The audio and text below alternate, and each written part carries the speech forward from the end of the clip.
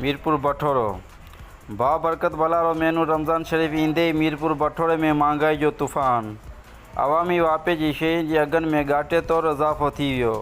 ग़रीब पोड़े तबिके जा माण्हू सेरी ऐं इफ़्तारी करण लाइ परेशान बणिजी विया, पर हिन वक़्त ताईं मुक़ररु कयल मार्केट मैनेजमेंट अथॉरिटी जा अमलदार पिणु गाइब। असिस्टेंट कमिश्नर मुख़्तियार अवाम खे मुनाफ़िक़ोर वापारियुनि जे रहम करम ते छॾे ॾिनो, जेके अवाम खे ॿिन्ही हथनि सां लुटे फुरे रहिया आहिनि। वापारियुनि जो 5 आङुरियूं गेम में पयल, हर चीज़ ग़रीब जी पेच खां परे थी वई। वॾो गोश्त, मुर्गी, मच्छी, बकरे जो गोश्त, फ्रूट, सब्जियूं, अटो, दाल, चांवर, गिह समेत खाधे पीते जी सभिनी शयुनि जे अघ में आसमान सां ॻाल्हाइण लॻा। ग़रीब मज़दूर तबिके जा माण्हू ॿ वेला मानी खाइण खां मजबूर बणिजी विया। हितां जे सियासी समाजी तंज़ीमुनि अॻुवाननि वस वारनि खां मुतालबो कयो आहे त नोटिस वठी महांगाई ते ज़ाब्तो आणे ग़रीबनि खे रिलीफ ॾिनो वञे। रिपोर्ट अशरफ चांडो, शाहीन न्यूज़, मीरपुर बठोरो।